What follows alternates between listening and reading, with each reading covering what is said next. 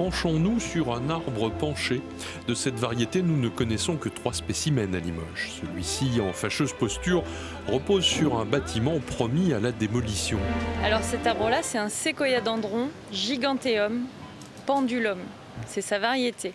On connaît, nous, le séquoiadendron giganteum, qui est un arbre qui est très grand, très haut, qui vient d'Amérique et qui est un très grand arbre. Et on connaît moins bien la variété pendulum, qui est un port plus étalé.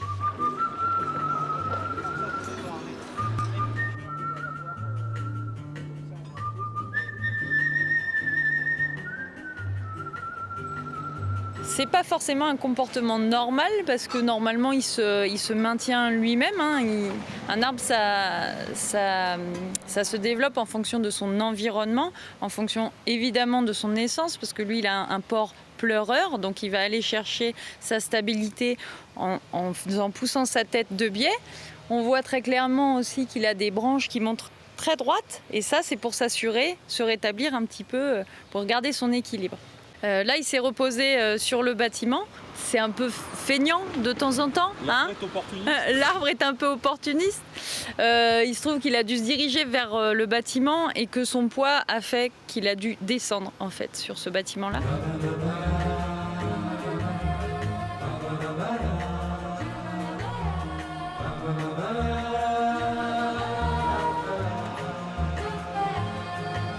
Ce qui nous a été demandé par la ville de Limoges, c'est d'estimer le poids, l'effort qu'exerce l'arbre sur le bâtiment, tout simplement. La finalité va être de raser apparemment ce bâtiment.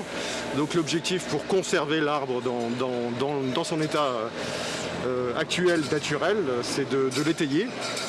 Et l'objectif de ces mesures qu'on va réaliser aujourd'hui, c'est de dimensionner l'étayage à mettre en place. C'est avec cet appareil que vous allez mesurer le poids. Voilà. Donc c'est un petit appareil qu'on appelle un dynamomètre de traction. Ça permet de peser, de mesurer un effort. Donc l'objectif, ça va être de monter une structure au-dessus de l'arbre, un espèce de chevalet au-dessus de l'arbre, avec un palan, et de tirer de manière à décoller le tronc du bord de la toiture en mesurant en même temps l'effort. Et c'est un effort d'environ 350 kg qui a été mesuré. Ce qu'on essaye de mettre en place, c'est de sécuriser cet arbre-là pour pouvoir le garder. Il y a une étude qui va être faite d'étayage provisoire, le temps de sécuriser les travaux aussi. Et puis, il va y avoir une deuxième étude pour faire un étayage plus pérenne. C'est pas garanti, il est aussi possible que l'arbre repose trop sur l'étai et qu'on se rende compte qu'il faille l'abattre. Mais moi j'ai bon espoir quand même. On a quand même aujourd'hui des solutions mécaniques et techniques pour conserver ces arbres-là, sachant que derrière ça va être un espace vert.